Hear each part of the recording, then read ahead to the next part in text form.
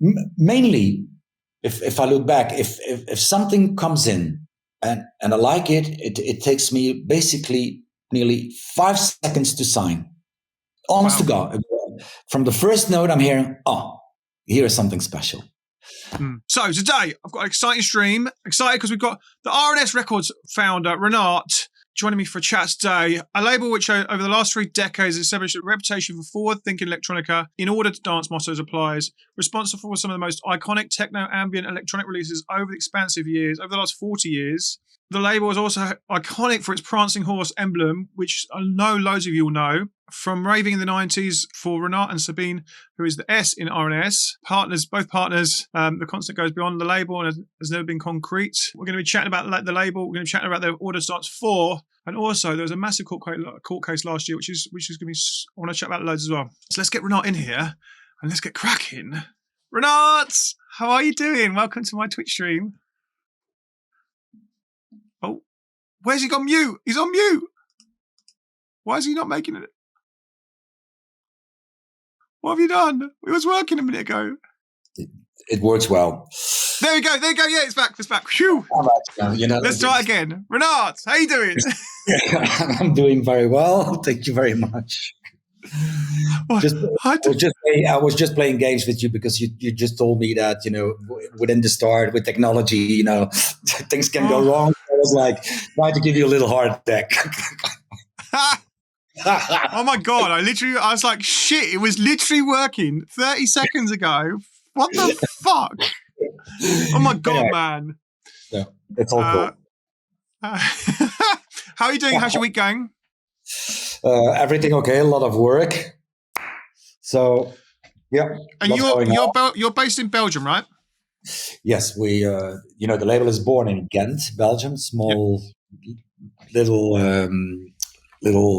city, and we're still here. Yeah, I like. You say a little city, but I feel like it's that part of the world is a hotbed of electronic music. So much has come out of it, or so much good stuff has come out of that little town. So you must be doing something right in that part of the world for the last 40 years. Plus a load of other artists that we know that come out of that town. Yeah, I guess so. Up to I don't know, up to the public to decide if we've done something right or wrong. But here and there, I think we did something right. I agree. So, firstly, 40 years of R&S. Congratulations. That's epic. Thank you very much. We've just got to 15. I think, Jesus, that's a long time. But holy moly, 40s, that's incredible. So, congratulations. I thought we would start at the start and then just chat about the label, and then we'll go into loads of other stuff. You've also got a Order to Dance 4 coming out, which I want to play a load of the tracks for the gang in the chat as well. So we'll kind of jump around with a bit of the timeline because I want to be playing tracks all the way through. So we want to talk about that early so we can get those tracks played. Perfect. But let's start the start. 4 years ago, what was the landscape like? Why did you start this label? And that's early for electronic music as well, I assume. Yeah, well, 40 years ago, you're nearly at the end of the whole disco period, I would say.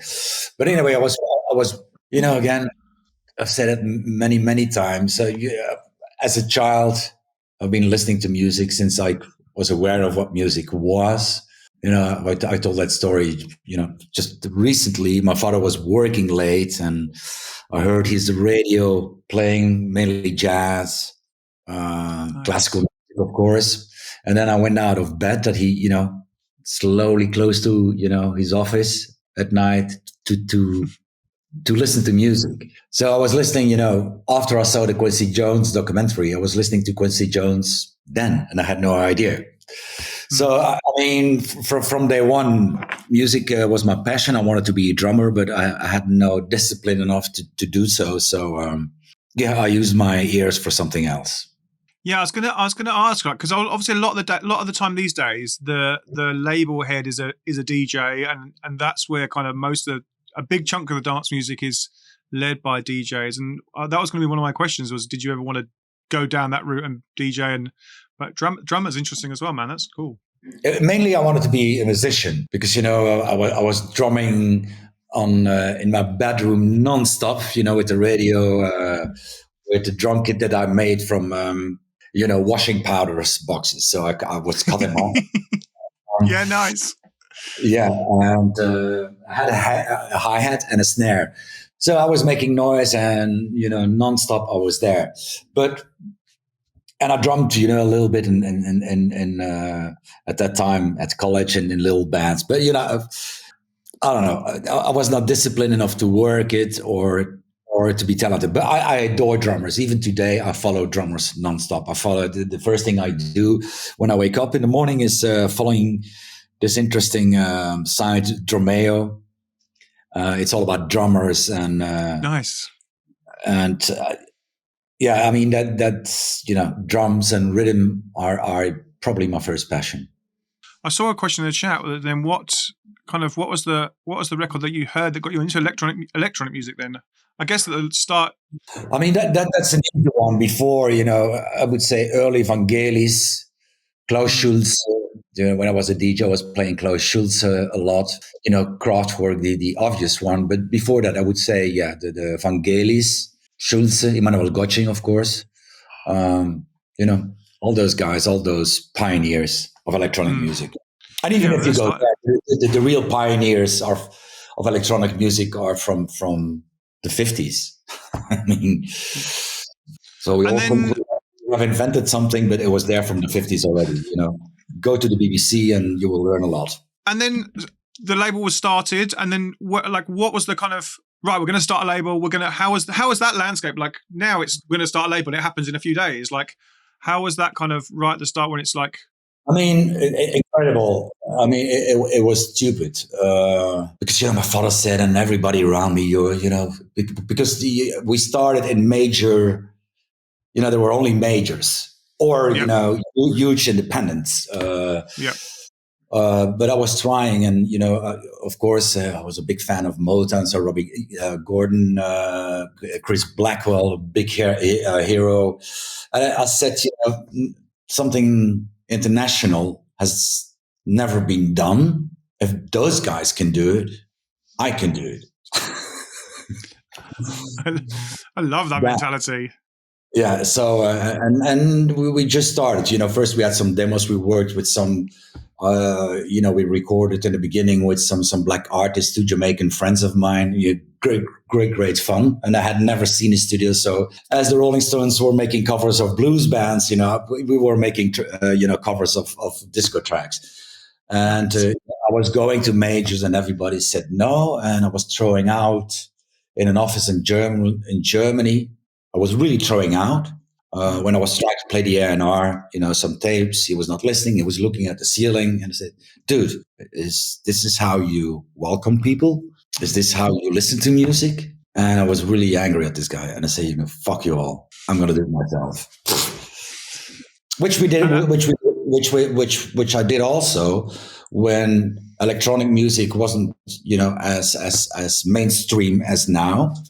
And, we were probably the few independents with, I had my own studio. I bought everything, but, I was in serious debt.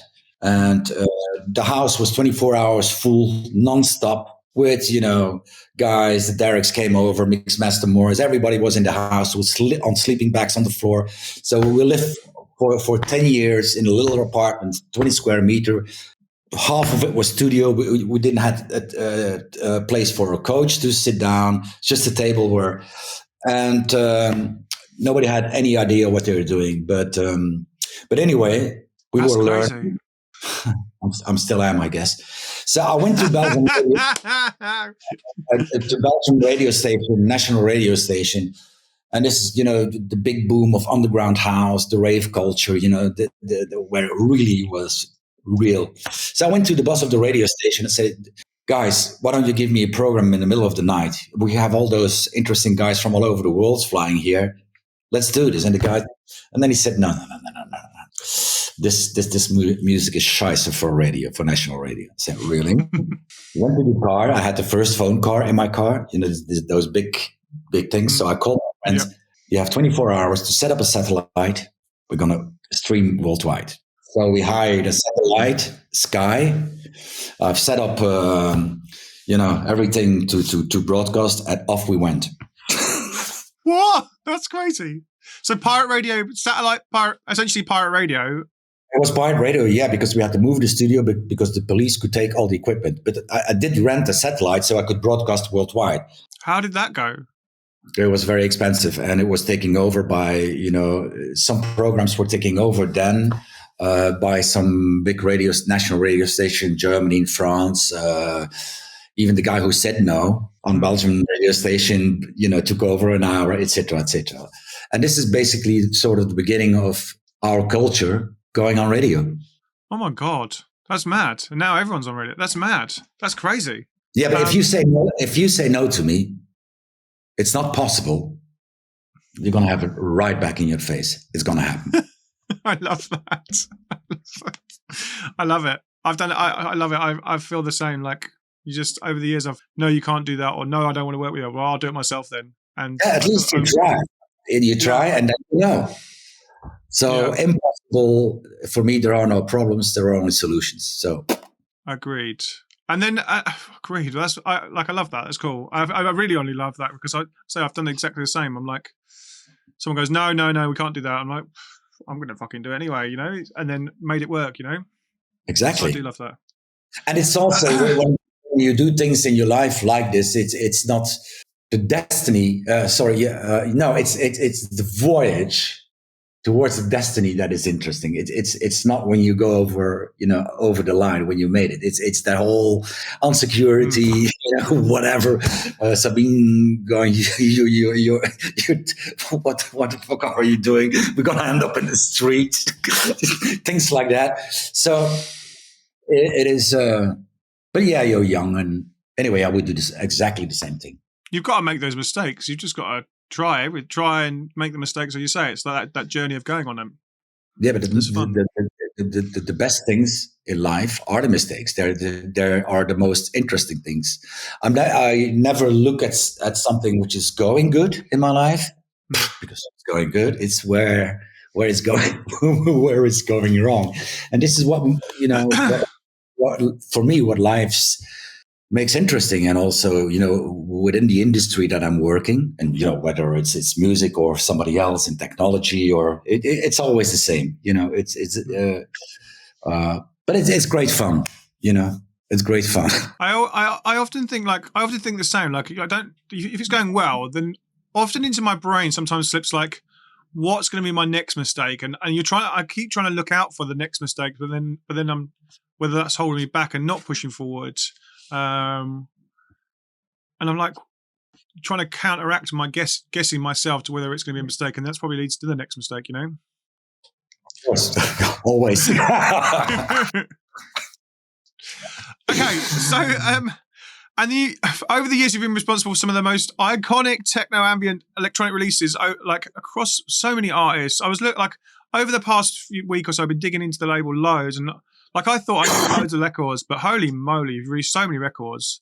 People like Joe Beltram, Aphex Twin, GGG, Apollo, Derek May, more recently Lone, Blawan, James Blake. Oh my God, so many people. But I guess I always thought in my head that the label was mostly techno. And I guess I got that wrong lots because there's so much other music on there. And I guess, how does that make you feel? Like, I assume everyone thinks you're a techno label, but you're not at all. I mean, at the beginning, you're part of something, so I think it's normal that people think like that. But I'm going back to my first sentence. My big heroes were Motown, were Chris Blackwell. What a guy. What a label. Island Records at the time when it was independent. I mean, wow. So yeah, I wanted to be an international music label, not just a dance label. And even now, 40 years later, that story will R&S will be even more eclectic than ever before. That's great to hear. Do you feel like a lot of the labels these days that they do go down one hole, and there is less of these labels that like R&S, like Hospital in drum and bass, maybe these labels, you like yourselves and them, like you have artists in different spaces and different genres and different kind of, that is your, the ones you're working with in those spaces. But there's more and more of these labels that are just, right, we're a techno label and we're a tech house label and that's it. And that's all. And it's a bit, I find it a little bit sad, These are your words. I respect all my colleagues. everybody makes a choice in life. The beauty about well, you could say 30 years of electronic music and in general, because to be very honest, I don't know what techno is anymore. What is it? A lot of trance music. Yeah, but okay, it's there. It's not my path. So what is wrong? What is right? But Agreed. what it did, it created a new economy. It made young kids dream again to be the next David Guetta of God knows. To be like in a young football team, they dream to be the next Messi or Ronaldo, whatever. So it's that. I mean, and that is the whole mainstream industry behind it. Nothing wrong with it, but for me. I go away. I did it when I was young. I was listening to Hendrix whilst other people were listening to ABBA, whatever. I'm not pissing on ABBA, but I was a Jimi Hendrix fan, period. I was a Gene Krupa fan. What a drummer.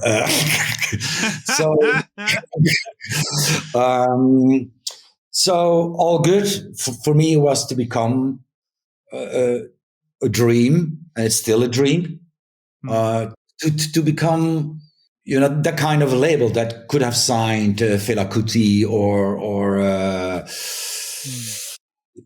even U2 or Nirvana. Of course, I live in Belgium, so it makes all complicated. But the battle still goes on. I'm sure I will be 180 years old. So I still have 120 years to live. So I'm only a short part on the road of this message, of this word. So yeah, I'm a music man. I am a music man. I was listening by accident to an old Jamiroquai record. I forgot the name. I will tell you straight away. I opened Spotify here and here Jamiroquai. Corner of it. And if you listen to, that vocal, and the arrangements behind it are wow. And this is what I'm looking at. It is okay. Now everybody has a computer. They have a studio. They make a record in an hour, and it's quite easy. I could release techno every 5 seconds till everybody, till somebody would shoot me and say stop. And especially today, it's all very formatted. It is, for me also in DJ sets, it's about more the drum roll and white noise, and then all the cameras go up, everybody's happy, smoking machine goes shh, even more happy, down. Yeah, and the whole room is depressed again till the next roll. Is that, but obviously that's, that whole less formulaic, is that because of your, like you said, you're a lover, started a jazz, like that's going to give you a more appreciation to just being freer and, less straight and formula? See, I've been DJing along since I was 13.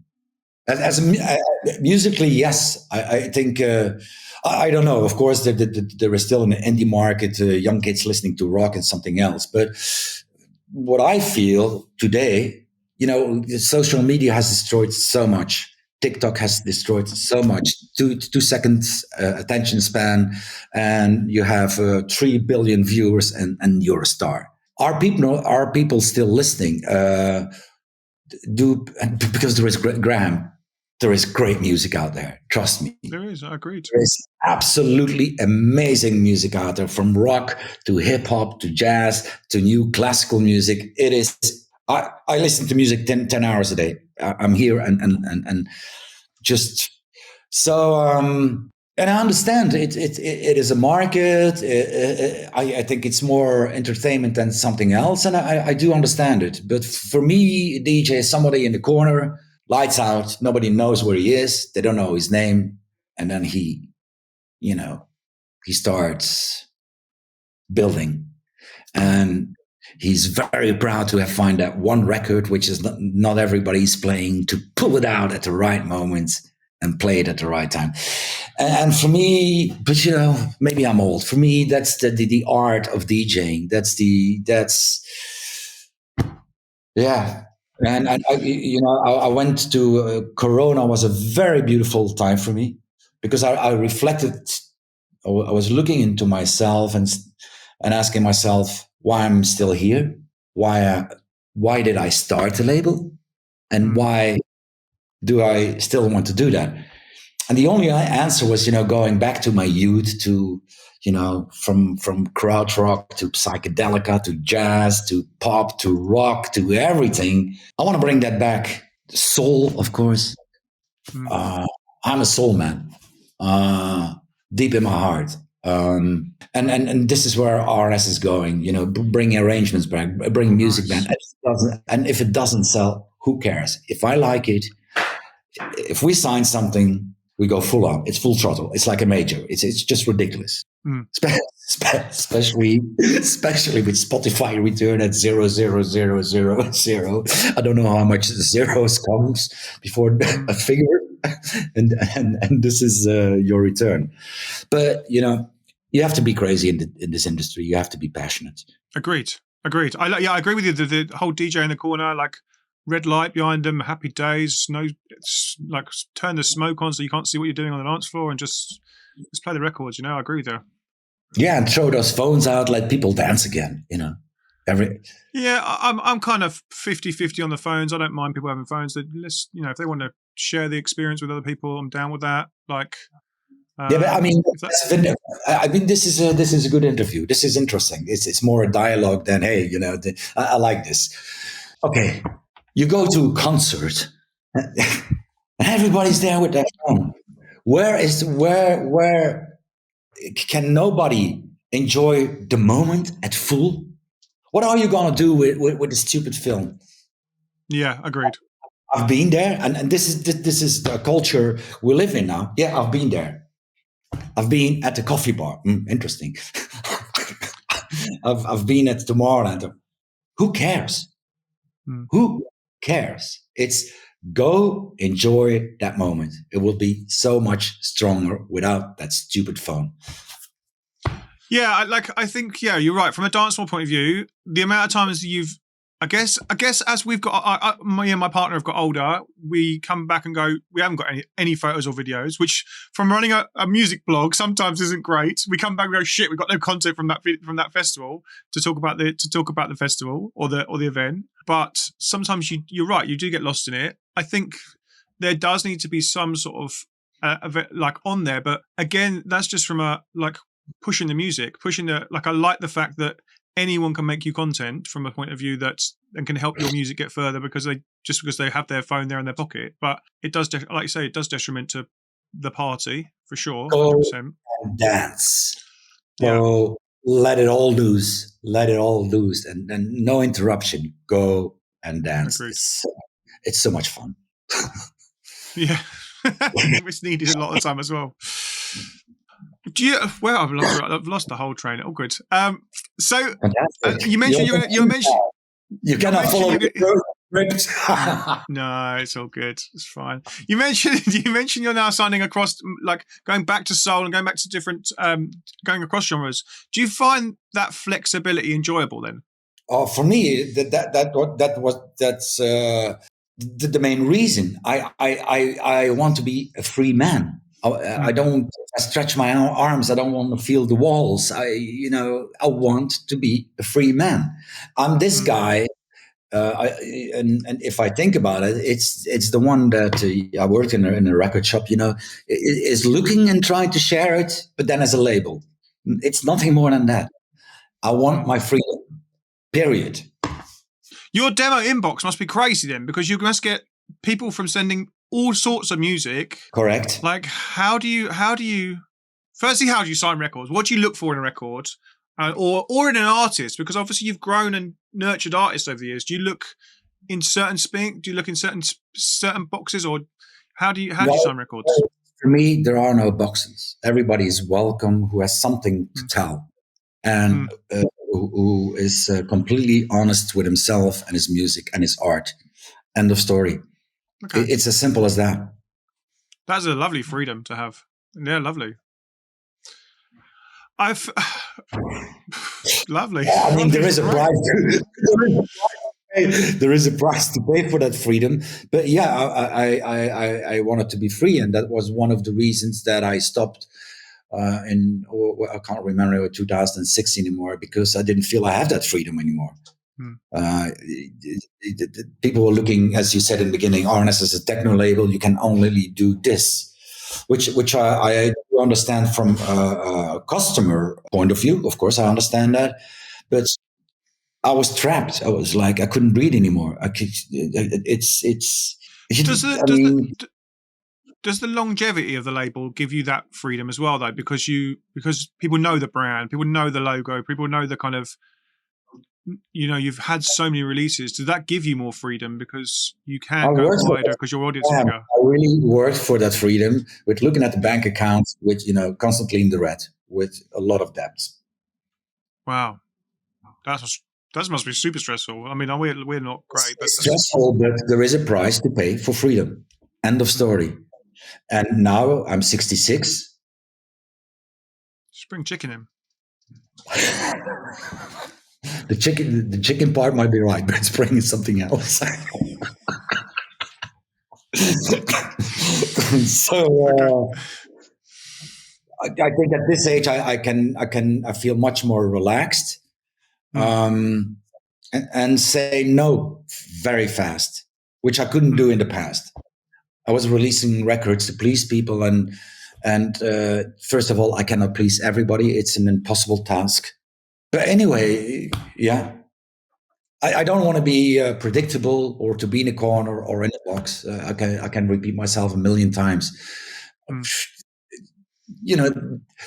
The debate, even if they would say, what is R&S doing, is for me much more interesting. Hey, this is a cool record. Because then when you get that debate, it means people are talking about you, which means they'll find your records, which other people. I always think when someone's talking anything about you, then there will always be some of their friends that will go, oh yeah, that interests me loads, and then go and discover something that they didn't even know existed. So. Yeah, but I find a dialogue and a conversation much more interesting than in whatever. I talk a lot to young people, and I find it very interesting. Where do you come from? Why, etc. It's so beautiful. So yeah, what can I say? I could have been a billionaire or very rich by doing the same thing all over and hire an accountant, an A&R, and just release whatever you want, because it's very easy to say, oh, this works, make me something like that, make me say, I hire, whatever ghost producers, and off they go. So no, you have to sign an artist, which is interesting, which is also when you talk to an artist, the dialogue is interesting, even challenging. Yeah, I mean, this is where I'm coming from. I've been. And this is long before all those stupid allegations. And it's now 8 years, yeah. But Raj was still with us. A friend of mine at the radio station, he did send me a link of a Chicago collective. That link was online for 1 week, then deleted. And it was like I was listening to Marvin Gaye, what's going on. It was like that. Yeah, I was blown away. Damn people. I can send you the link because you cannot find it anywhere. Yeah. It was incredible. That's now 8 years ago, something. It took me 5 years, and I was obsessed. I was only looking for those guys. Who is this singer? I went mad. I was calling from the morning. Okay, now I can say it's Michael Anthony. That's his real name. Yeah. I even played it to Raj. They all heard it before the allegations. You have to be, that guy. I mean, he's a filmmaker. So now I think by tonight I will have the last video. It's 3 years. That album is in process now. It will come out end of the year, beginning next year. So telling you about passion, because that album is so fresh. It's poetry. It's soulful. It is cinematic. Lyrics are very, very deep, respectful. It's an album about respect to women. It's so beautiful. Yeah, it's nice. It's so I'm looking to that, and we have some serious conversations there about it. And this is I'm blessed in that point. And other labels like a Warp or Ninja will be blessed by other artists that have, what they. I think that this is a blessing for each label where you find an artist where you can talk to, even where you can. I always said, if I can't be pissed on a night with an artist, he's not right for me. I love it. I love it. I love it. But you know what I mean? It's that personal learning process, because at the end of the day, when you work with an artist, it's love. It's a love affair. How do you, you've obviously worked with lots of artists, and how do you kind of nurture that talent? Because sometimes artists are dicks, and how do you or they just disagree because they've got their own vision and your vision doesn't align with it. So how do you kind of nurture that talent and kind of nurture those relationships over long periods of time? R&S had no long term, so I don't know. Now I do know, because I'm working 8 years now with Michael. So so I can talk about him. It's it's like a marriage. It's love hate, and if you disagree, you try to find a consensus. You have to sit back, relax, and respect an artist that he might be right. It's not always about me. It's about the dialogue, because I'm all about artistic freedom. And if I have another opinion about something, I'm the first bitch to tell. I'm not holding back. Trust me, I'm not holding back. Then you see if there is a consensus, yes or no, and then if there is a no, I don't think I will stand in the way of an artist. I will let it go. Okay, who am I? Who am I? So I within reason, I will let it go, and he can prove me wrong. I feel like we're this early part of the journey. I feel like it would. Like, we spoke a lot about drummers. Do you have a top 5 of your favorite drummers ever? Good top 5. Young Dimension is coming right now, but of course it's Gene Krupa. Then one of my favorites, I forgot the name, Azimuth, the album. Jesus Christ. What's his name again? Ask me again. It will come. One of the things you've done over the years, one of the things we're going to talk about today is the In Order to Dance 4, yes, which is the new compilation started. But the first one came out in 1989. And the whole series is now kind of pivotal in the development of electronic music at large. Can we talk about the kind of series over the years and just how they started, why you started, and maybe and where we're at now with the series? I mean, where it started, basically, you cannot compare those times, because compilations were in, because then not everybody is buying singles or EPs. Then you had a complete overview of, how can I say, time and space, what is going on. It's like taking a picture of a certain period. Yeah. Over the night, then, there were a lot of compilations. I felt, I have nothing to add here, with all respect to the big compilation thing, because, of course, everybody comes in and you have 50,000 compilations each day. So I stopped the series. Never thought that I would ever do it again. But then again, 40 years, I wanted to celebrate and change that formula into sort of, how can you say, a hit compilation of, tracks that are proven that you put on a compilation into, okay, this compilation has a sort of, the name has a sort of value and history. It might sound pretentious. Let's give some young people a chance here. They were all also filtered from demos that I have from guys that are sending me 50 tracks, and there's only one track in there. Wow. There are tracks on there which are 5-6 years already in my computer. Wow. Okay. That I played when I was playing. So I said, okay, let's do this. Let's it's of course the first compilation with a hip hop track on there, because we're gonna do more hip hop. On the label. So yeah, it's I use my ears and this platform for new kids on the block. Nice. We love that here. That's what we do a lot of the time. So we love that. It's great. Okay, shall we listen to one of the tracks? I can play some of them. Where would you start? You want something banging? I don't mind. I've got a few that I like, Yeah, and I definitely want to play the drum and bass track because our drum and bass crew in the chat will absolutely go nuts for it. One of my favorites would be Vromm. I think that's absolutely wonderful, genius track. Okay, let's play it and we'll talk about that artist. I want to hear more about this artist. Let's play this.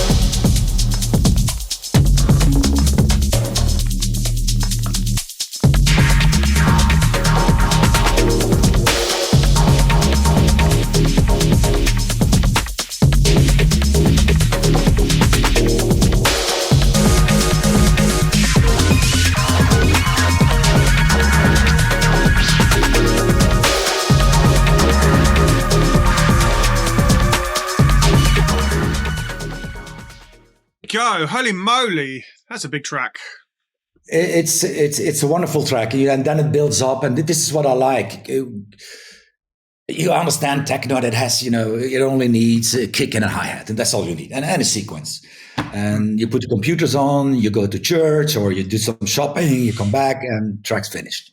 But this one has arrangement, and it builds like a sort of, at the end, because we didn't listen to the end, it goes to this epic, beautiful thing with I still have goosebumps, and I've listened to that track a billion times. So I say this a lot to young artists, listen to the bolero, Ravel, and study those arrangements and how it builds, and it never gets boring, although it's very repetitive. But you never get boring. And it goes to, I don't know, I like tracks that have this punch, like whatever, Metallica, but still comes to sort of romance and then goes to cinematic building, whatever. Put some work in it, guys. Jesus Christ. Oh, I love it. Oh my God. And also, again, sorry, I'm disturbing you because this is what I want to do. It's also... No, you go, man. Just love it. A lot of people are asking me, I want to be on R&S and I can make house, I can make techno, I can make everything. What shall I make for you? And for me, that's end of conversation. Yeah, say, 100%. Get a job. This is what I answer. Get a real job. Because it's like asking Dali or Picasso. What can you paint? What can I paint for you? An apple? A pear? Yeah. Excuse me? I mean, it doesn't make any sense. By the way, coming back to the drummers, number 2 was Billy Cobham. I forgot. Nice. And he was at my home. Yeah. He came to my home. So Sabine, we were at the party. Sabine met his wife, and she came to me at the DJ booth. You know who's here? Billy Cobham's wife. And I said, well, why didn't you call me? Oh, anyway, blah, blah, blah. And I was, of course, I have a lot of drummers records. And Billy, was one of the first who was making his drum kits on his own. And there is one famous cover with his, double bass drum, completely red. It's gigantic. So if you look at that as a young kid, it's wow. Anyway, this is the beginning of drum and bass. Billy comes to my house. I'm shaking. Billy Cobham, who played with Miles Davis, Aretha Franklin, just name, is in my fucking house on the couch, listening to drum and bass. Love it. And he liked it. And I took pictures, but I lost the camera. And man. Well, I lost my complete life. I have 40 years of film.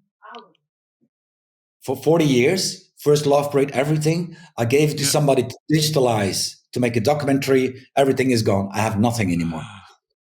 What the fuck? Exactly. So my complete life is gone. But that picture. So Billy invites me to a concert in Switzerland. I fly with him to Switzerland. It's a jazz concert. And I couldn't believe my eyes when I opened the door. You know, what is there? That drum kit. Nice. That drum kit when I was young, which I was dreaming of, is there in front of my eyes with the lights completely mic'd up. And I said, Billy, can I just kiss it? Can I kiss it?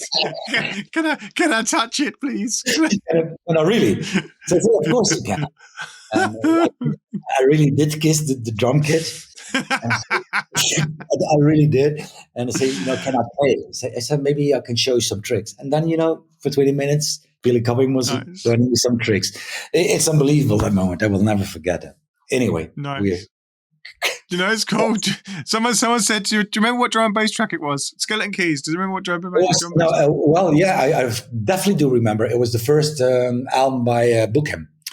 And we would listen twice to that complete album, and he adored it. And the other story is, because that's the beginning, Lenny D, or what was his name again? Also drum and bass kid, just signed for Fortune, never made a record. So I did ask Billy, would you be into going to the studio and just record some licks for it? He said, yeah, fine, I do it.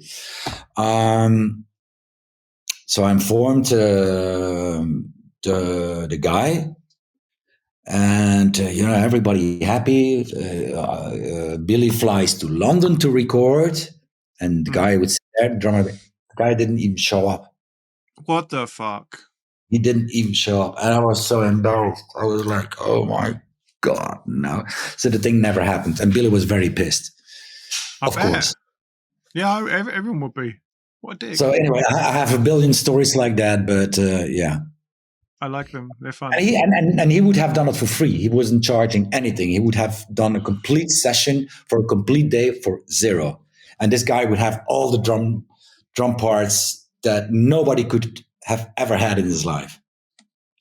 I hope the artist did nothing. I don't know what happened, but I was really heartbroken.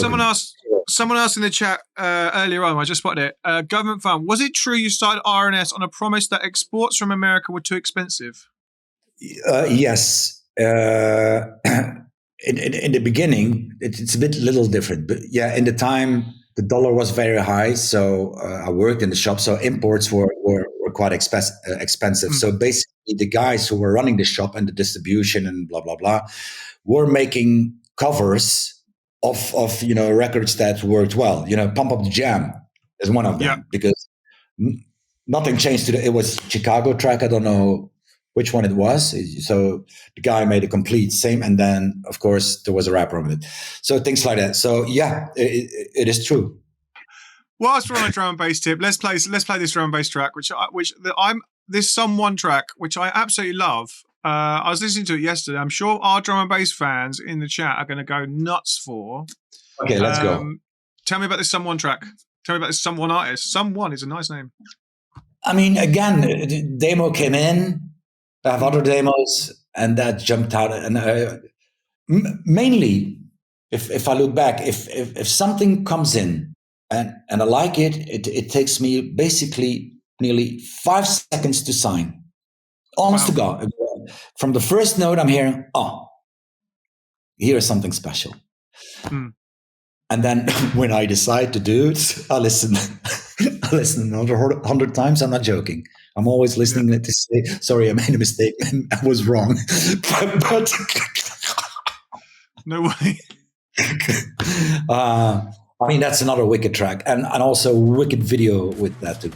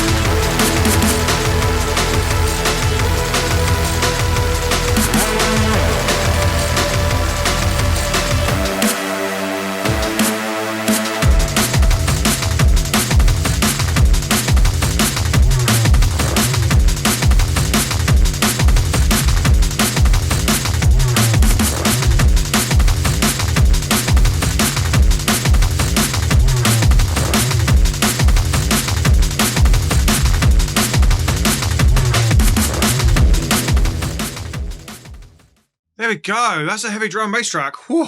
Should we get that little rave? That would rock Glastonbury. For me, it's more than a drum and bass track. It has this sort of rock feel. Because if I think at drum and bass, I hear, the atom breaks. This is something else. It's electronic. It's I don't know. It's free spirit, electronic rock, punk, whatever it is. There's a lot of surprises on this album. Like, I was listening to it the last few weeks. It's there's so many different genres, which is lovely. And it's techno, and then, like you said, there's hip hop in there, which is great. Like, what process do you go through when you're compiling it? Like, we spoke about you had tracks for a long time. Like, yeah, where did you how did this go together? How long did it take together to put it together as well? It took me a long time, to be very honest. That album is finished 3 years ago, before Corona started. Yeah. Then I think I listened back every weekend, then the videos, etc. And yeah, I mean that's because there is special artwork around it, as you've seen, which unfortunately the real thing, we cannot put it on the market because it's too expensive to Oh, no way. Yeah, it's handmade. To make one, it's $2,000. Oh, I saw this on your Instagram. Oh yeah, I saw this on your Instagram. This is crazy. So it's impossible to sell. But it goes open. Then you have the whole collection all in vinyl. With then there would be only, if that would be sold, only one copy of an Underworld track, which is 40 minutes long, which has never been released. What the fuck? That would be on one copy. If one box is full, that would be one copy of that Underworld track. So I was thinking, and maybe the next step. So again, it has to be more and more an eclectic happening amongst all genres where you can listen, that you can listen to. It should be a symphony. That's not cool. just not a sort of selection of tracks only. Because, it starts very, very, very, very slow with the Winter Sky, the beginning, the intro. There's no beat, and it's very sexy, and still it has his bass, boom, boom, funky bass, to wake people up. So, something is going to happen. Is it going to be good news, bad news? Who knows? I love how you describe that record. That's amazing. When I play, and I've done this with kids, I go to hip hop. I go to Beatles tracks. I break down a set in complete ambient, because then when you push something heavy in there, it makes a difference. Everybody's awake again. But if life is a straight line, you're dead. And it's same with music. I'm not going to listen. Maybe, again, it's my age. Okay, sorry. I understand the kids, and, I don't know what drugs there are on the market that make things worse. I have no idea anymore. But it's their time. It's their choice. But I cannot listen. I went to a party, the last one, and I said never again, to a rave 6 months ago. And somebody took pictures of it. Which is embarrassing, and you have all those celebrities, guys that are costing $100,000 for a minute to play one record. I'm like this all evening. Please, I want to go home. I cannot take this anymore. Is that going to shape the direction of the label? Absolutely. If you're not at the rave, you're going to sign more music that's less rave, and more kind of. I still like it, because there is a great rave track on the In Order to Dance. Hold on, what good old rave track. 90s maybe, because I'm going to go back there, because then the music was really rave. Everybody was dancing. I still can remember myself going to warehouse parties in England when, I don't know, the police was chasing you, or Germany, or, and when there was no money involved, everybody was playing for free. The decoration was done by students, art students, and you had a party. Everybody was going up there. The whole place was jamming. So Hold On is a good example of a very good rave track, which is going into some wicked, freaky sort of jazz harmonies and stabs where the old man says, kids, open your ears, open your mind. I actually picked that record out as one of my favorites on the album as well. So it's wicked. Yeah, 100%. So yeah, and then there will hip hop. I just signed a 20-year-old girl from Texas. It's like a Public Enemy version of it, but then a female version. She's nice, full of energy. But I would play if they would ask me to play now. That record would be on. Again, the art of DJing is playing the record at the right time. Prepare, because you know what's in your box or you know what's in there. Prepare them to it. It's like having sex. There is a foreplay, there is sex, there is, then there is the hugging, whatever, talking, smoking a cigarette, I don't know. But you don't fuck like a rabbit. No, you don't. You know what I mean? Yeah, no, 100%. I'm not a poet, I'm not a writer, so I'm using my arrogant sort of English, but yeah, give it some life again. Give it some life again. That it's not like a robot. You can play SoundCloud link. Go home. It would be much cheaper for promoters. What would a SoundCloud link cost? €1 to book? Yeah. Yeah. I don't know. 100%. Yeah, 100%. So again, if I go to a concert or whatever, or a party, I need to feel that. Yeah, I need to feel that love, the passion, sort of sensuality. I need to feel that. And you can play everything. For me, there is good music to find in all genres. In all genres. Just paint. Take your brush and paint. Start painting. One thing you spoke about there is obviously the artwork for this release is big and is part of the brand as well, part of the label and part of the label. And one of the things that is obviously iconic from the label is the logo. Where did that come from? When did that come? Did it come at the start? Did it come along a little bit along the journey? Like it was there. It was there from day one. Of course, I'm a Ferrari fan, but more so than a Ferrari fan.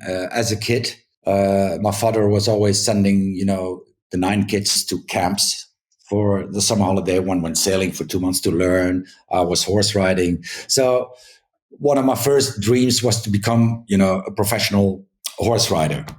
But of course, you have to go to school. You have to buy a horse. And my father said, or I'm going to shoot you now, or you're going to study something else.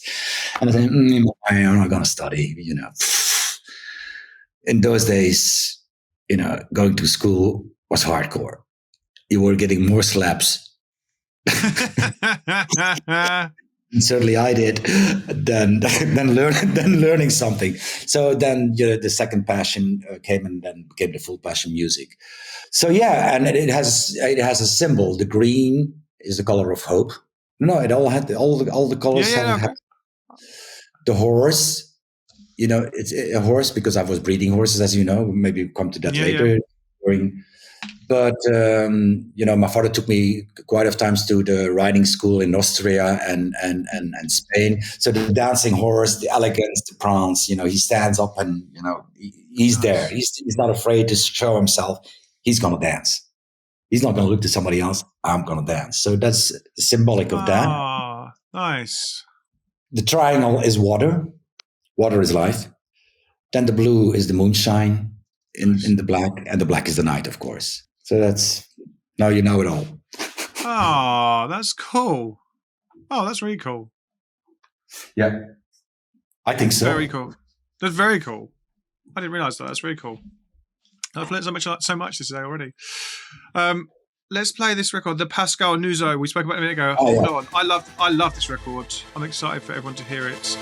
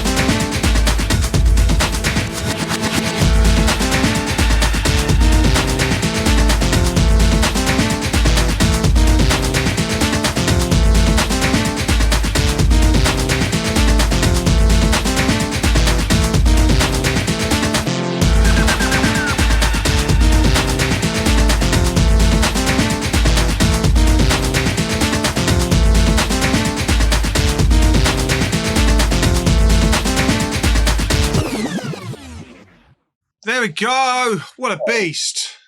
Yeah. What a beast. There's It's loads of full great of comments in the these. chat. Yes. And gang in the chat, you can pre-order this. Loz has been dropping the pre-order link onto Bandcamp in the chat throughout the stream. So if you're feeling this, go and check it out. Go and check it out on Bandcamp right now or after the stream. There was a question earlier that's from Surround Sound, said, which artist record made you realise that R&S had made it, in quotes? R&S hasn't made it. I'm still there. No, seriously. I mean, it's the fans made it, to be very honest. And so far, after 40 years, I haven't looked back. And a lot of things that I've forgotten, even during the period that I was working with the horses, there were moments that I had a sort of, I cannot explain it, but sort of mental blackout that R&S didn't happen, that it was a dream. So I don't look back. I don't know. It's still work in progress, if that answers your question. I still have so much work to do, and more so much to learn. That's cool. Let's chat about the high points of the label. Do you have a kind of top three of the biggest things you've done or favorite things you've done? Again, you have to see it as a complete thing. Every move you make, oh, nice. Every step you take. Yeah, exactly. I don't know where that came from. They were all important in the complete story. So to pick one wouldn't do justice to. Oh yeah, of course I know Energy Flash was a groundbreaking record at that time. Of course, selected ambient works. Who can beat that? I mean, of course you can say the highlights, yes, but for me it's everybody, even the flops or the records that weren't so good are part of everything. So I would say everybody in this whole story is as important. Okay, cool.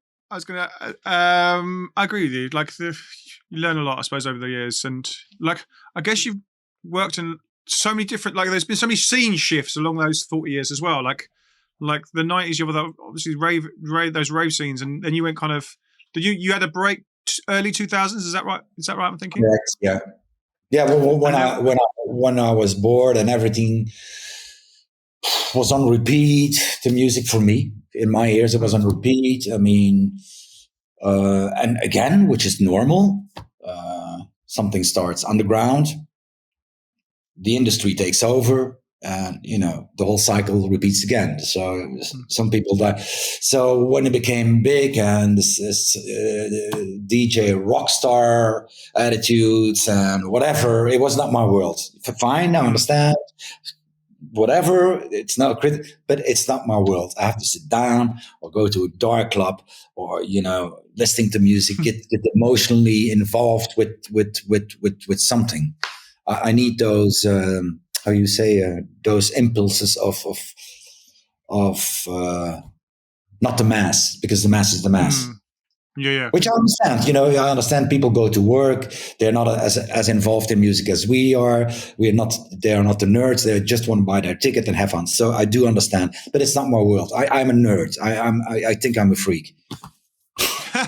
Yeah, me too sometimes. Holy moly. What can you say? Yeah, holy moly. I can agree. Okay, we talked about high point. We mentioned high point. Let's talk about low points. Low point must have been, let's talk about this situation. Raj Chowdhury, a freelance R&R scout for the label, accused you of racial discrimination and unfair dismissal in 2001, a case that was ultimately dismissed by UK tribunal. Can we just discuss that time and what happened and then let's talk about some more, I guess. There is only one low point in my life, and this is that I ever met this guy, and I was this, I've done this in the past, seen somebody had a good feeling. Oh, come work for us. So there comes a phrase also by a black artist, where I used purebred. Everybody goes, "Oh, what is this?" I didn't even realize, because it's like you use pur sang in French as a compliment to something unique. So I apologized. Raj was his card. I say, okay, I'm going to give you a chance, grow with the label, blah, blah, blah. But then the game began, because there I think he took his chance with this guy. Everybody this and that, and I'm working with black artists, and I'm like, oh, you're working with black artists? Yeah, really? You are aware that I'm signing Michael, that I've been working on like 6 years before you come in. You heard the music, and in different mails that I want more diversity, I want more this, I want more jazz and live. Anyway, so there was this whole disgusting thing, and a smell around it, and he said, okay, it's best that I take over the company. And I'm like, excuse me, what? You're not even hired, you're a scout. Just like if you find something, I'll pay you. And I was so pissed off with his attitude, and I told, who the fuck do you think you are? After that, I get a letter. You owe me 10 grand. I said, really? I mailed him back. Say, talk to your lawyer. If you think I owe you 10 grand, it's sorted tonight. He writes me back, no, it's not a matter for a lawyer. And I'm like, well, excuse me? Well, you're asking me 10 grand? Fine, I'll pay you if that's legally correct. And I knew it was, it was a scout, an independent. And he said, well, you have 3 hours or I go to the press to pay me. I'm like, okay. And he did. Yeah. With all his nonsense. Yeah. And then, because it's very easy to take the race card. Very easy. And his followers, and I still have, Dan, Joe Marks insulting me, he's, Joe Marks, the big star writer, insulting me publicly. Sepp Wheeler from Mixmag, burn in hell, finally the end of R&S. A live podcast with Jordan Reike, Tom Misch, Alpha Mist, where because the logo is black, a black horse, I'm a racist. Talking about social media, I'm like, what is going on here? What the fuck is going on here? Because this is the problem with social media. Nobody knows the files, so what really happens, and they go on your back. But really, still today we're blacklisted. I'm trying to, for 3.5 years, I'm trying to speak with Carl Loben, not even a reply. Those guys know me for 37 years. They know R&S. Same with Resident Advisor. They were there when Raj was on the hearing, as cross hearing. That is weird. Magazine is at the cross hearing on his side. So it's disgusting. They're blacklisting me. Nobody wants to talk about it. So it's very easy to destroy somebody's life on the basis of nothing. Here, even they refuse to publish the last verdict of the judge, saying Edward E.J. Wright was again critical in the cost hearing which took place on 30 September and noted Shaduri himself subsequently accepted that his conduct was aggressive and wrong. Judge, it's not cancel culture. Judge.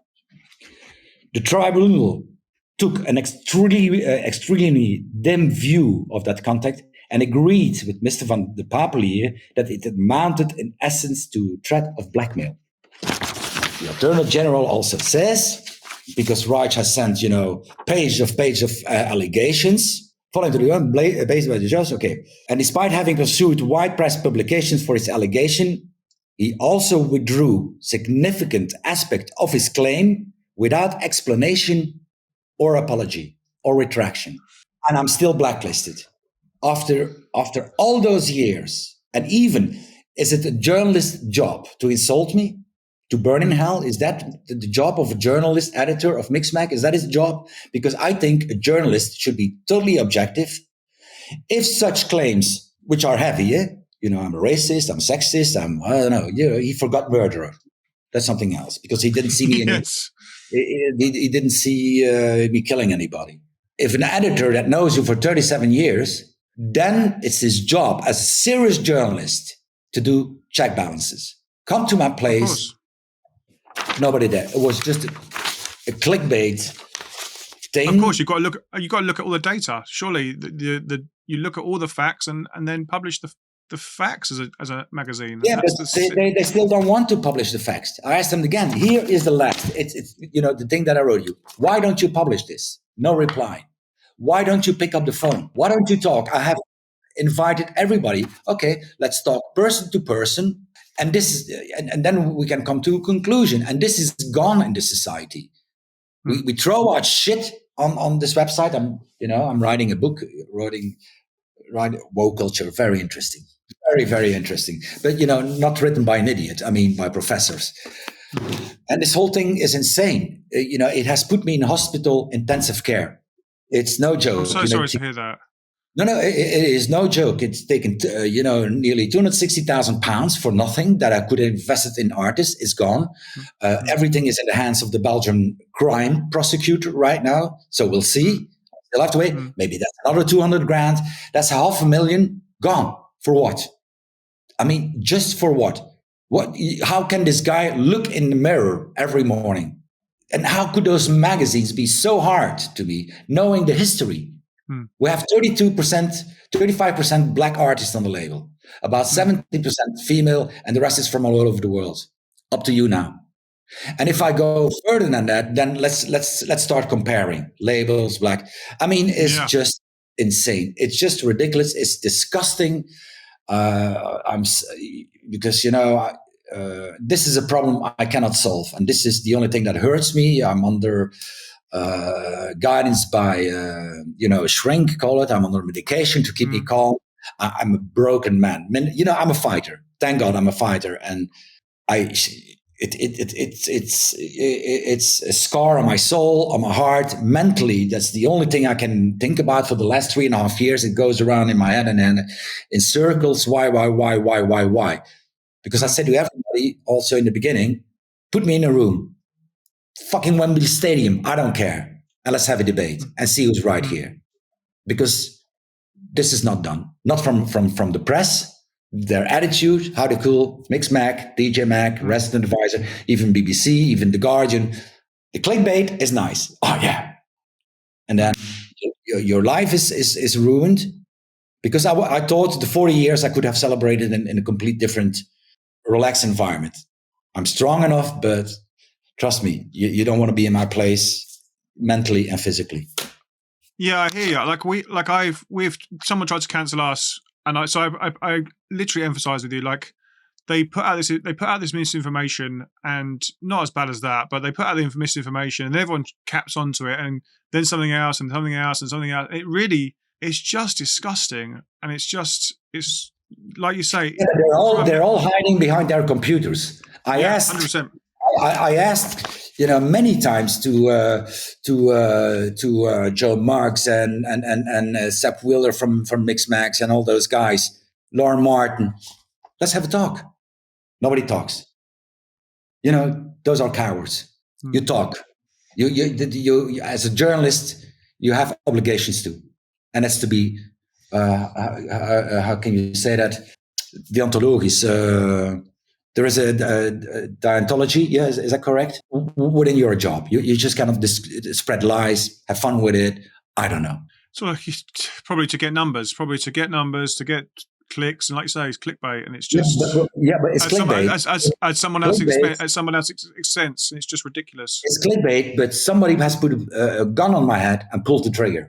That goes a little bit further than just talk. I know what you're saying about the mental as well. Like I'm in a situation at the moment where you can't be creative and you can't do anything else because, like you say, you go round and round and round, and you spend your time going, did I do this? Did I do that? What about this? Did I do that? And all of a sudden, you 2 months have gone, and you're like, I was working on something. I was working on something really good, and then shit, where's it got? Where's that gone now? All I've been doing is going round and round and round in circles, and you're just like, you have to. I literally would say to myself now a couple of times, like, stop, just. Let's go and focus on stuff that I enjoy and music and.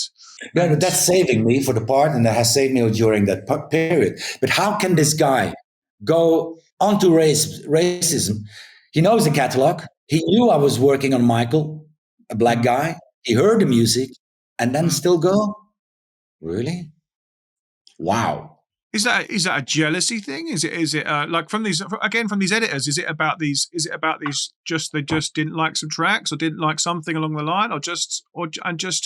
I have never talked to journalists in my life. Now I insist I go because I want my name to be cleared. They have to stay fair for any favor. If they don't like the music, fine. That's your job. That's your opinion.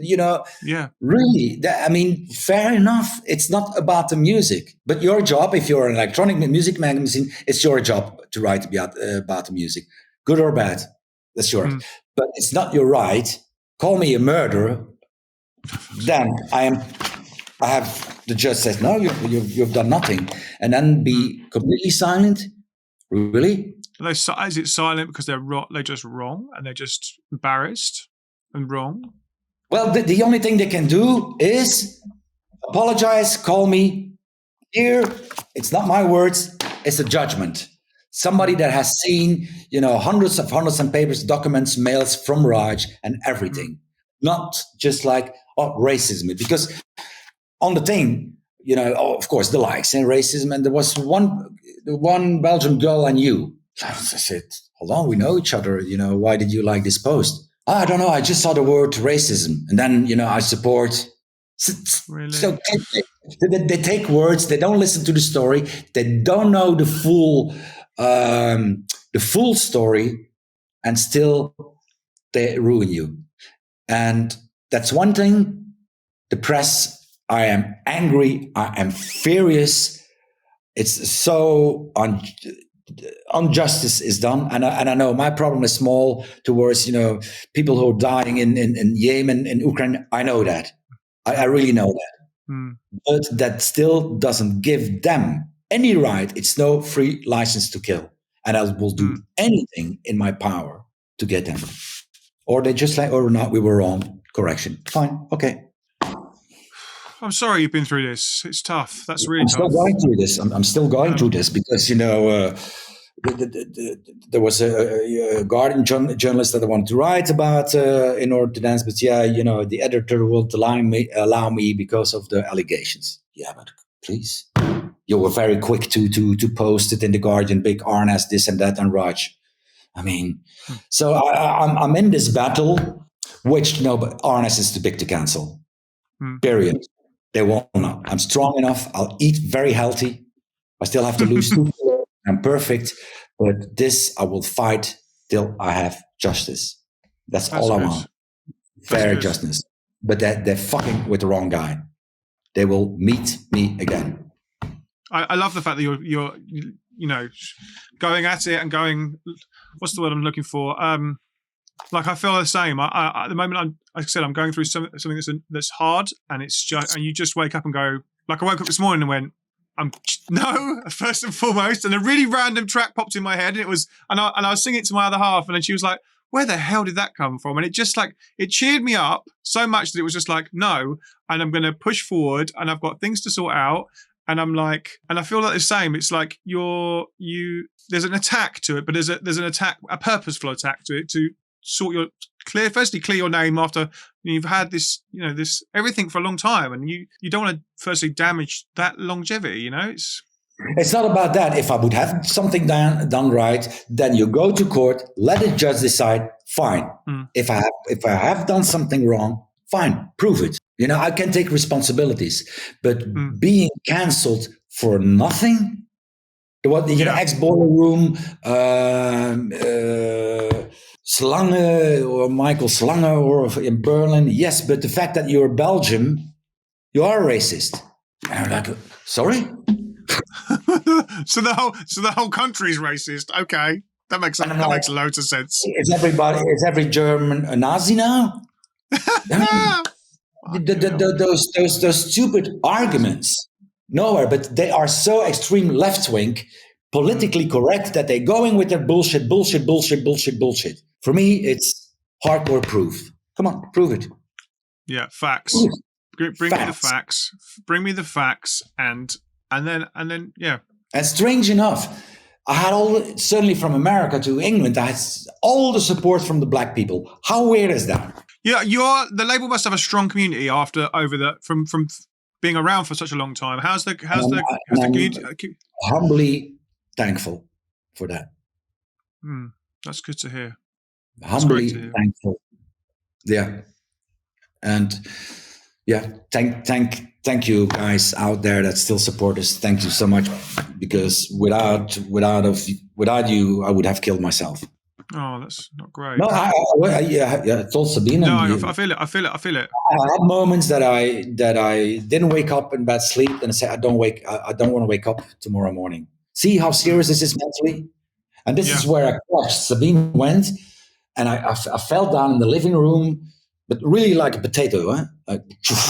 Went to bed, and I was shaking, cold, and I went worse and worse, and I couldn't get out of the bed, and whatever. It was horrible. And I could just reach the phone to Sabine and need help. That's the only thing, I need help. And, she came and was, direct and intensive care. My blood pressure was nearly gone. If she would have found me like 6 hours later, it would have been finished. How are they coping with it? Because one thing that is not seen about this, when someone gets attacked online, the people around always are struggling as well, because they all kind of get impacted by it. How is she? How is family around you? How are they coping? Have they coped with family, this? Friends, they know me, that she support me. But for Sabine, not only is she my wife, but she's also part of R&S. And anyway, it's love. She's my wife.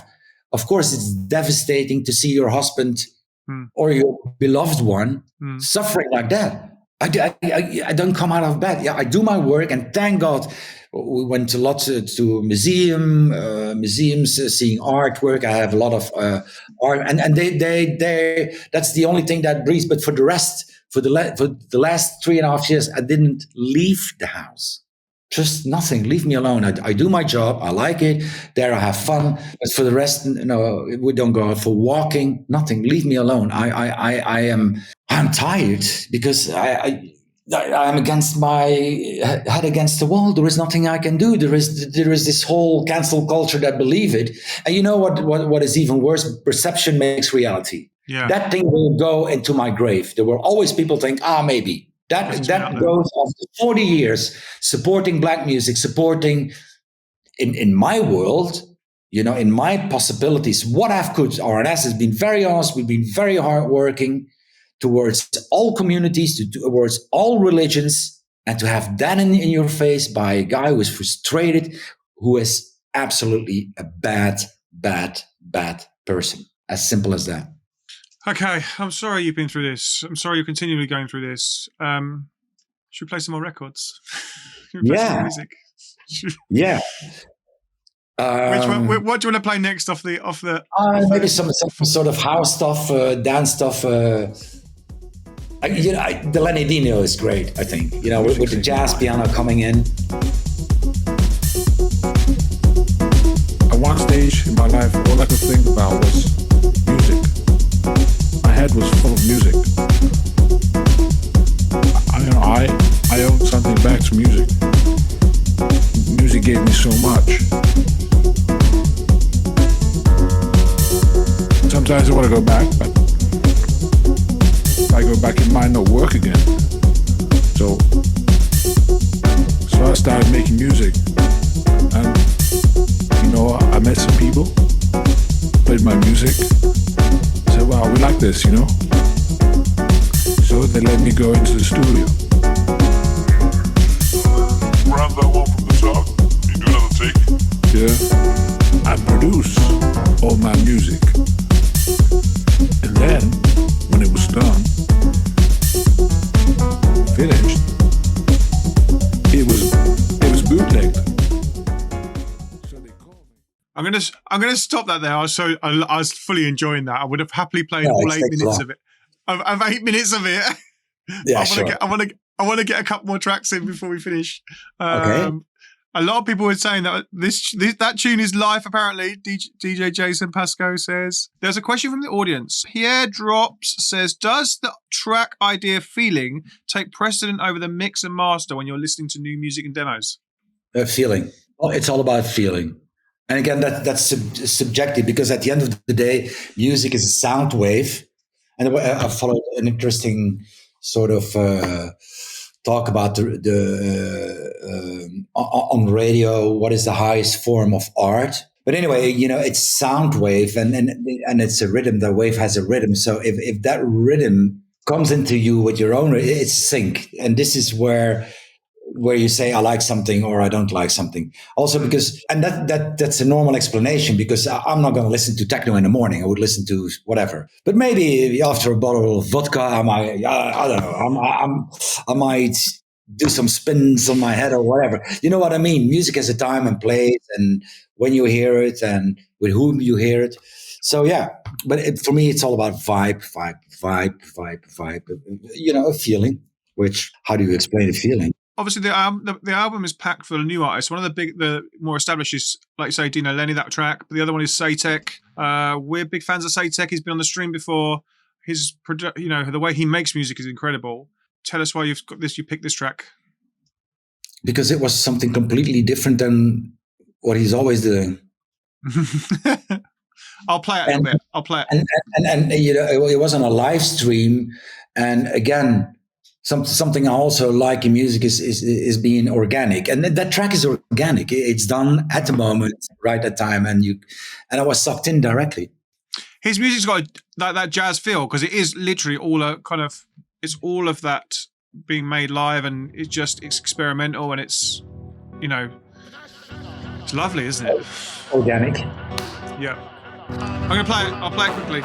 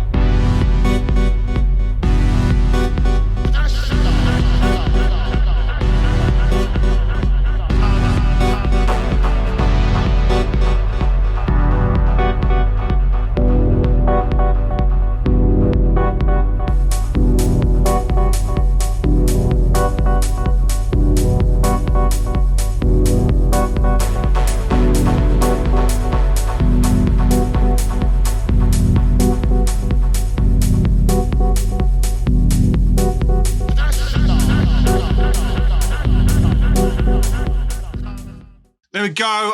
You have to go and listen to the album. You want to listen to more of that? That was lovely. Exactly. No one comments on that. Yeah. I need some money. Someone said heads down, eyes shut with that track. Government Fund, that was his favourite of the day. I'm lost at my dinner table. Ear cans on, eyes shut. Yeah, it was. There was a whole ton of loveliness going on with Saytek. What are your plans for the rest of the 40th year? You got anything exciting coming up? Oh yeah, a lot. I think so. Yeah, I think. Another episode in my life and in R&S. You know, again, I'm looking forward to the release of Michael. You know, this sort of R&B poetic spoken word album, which is a masterpiece. Period. I love it. Then, of course, Tainted Task, wicked hip hop from Texas. Then a young man of 19-year-olds from New York.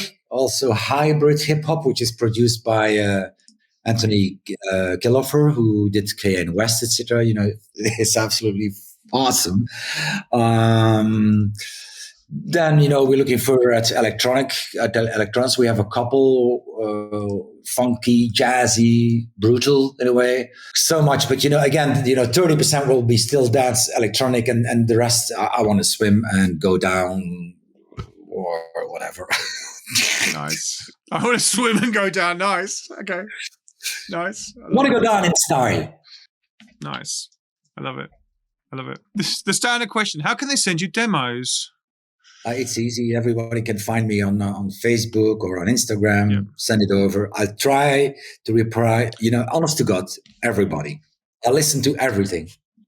One record. I feel like we're there nearly the end. One record that I'd like to play, which if it's okay, is one that I really, really love, and I've really loved it for a long time, and it's Outlander Vamp, which is, I love that record.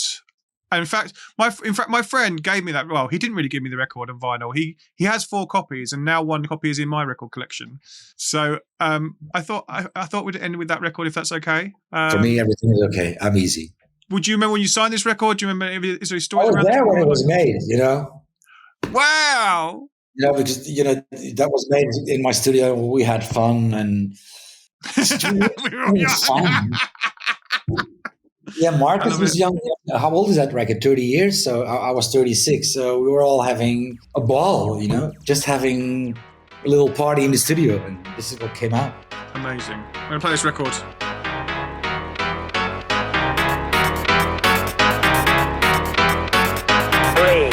2, 1, 0.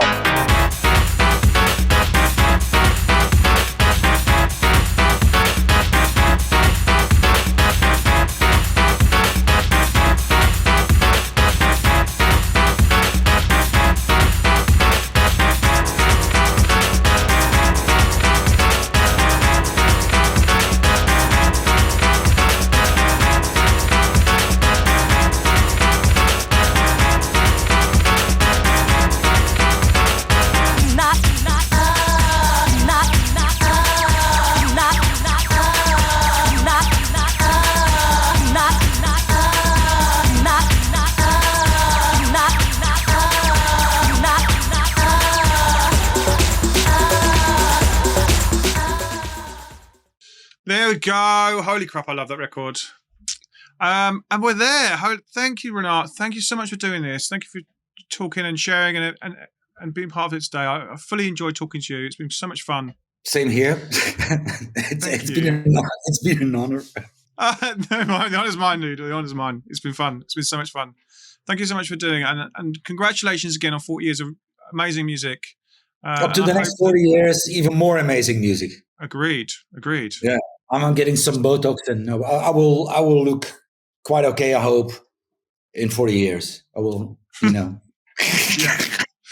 Keep up the exercise. Okay, Graham. See you soon. Thank you so much. I hope to see you soon. Fantastic afternoon, and hope we can have a drink somewhere in life. I'd love to do that. Me too. Keep you posted. Thank you so much. See you soon, gang. Bye. Ciao. Bye. If you found this interview interesting, consider giving it a like and a comment. It helps with the YouTube algorithm, and let me know your biggest takeaway below. Don't forget to follow me on Twitch. I'm back on Mondays, Wednesdays, and Fridays, and you can check out the schedule from the link below as well to see who's coming up in my interview series. I'll see you in the next Twitch stream or the next YouTube video. I'll see you soon. Bye.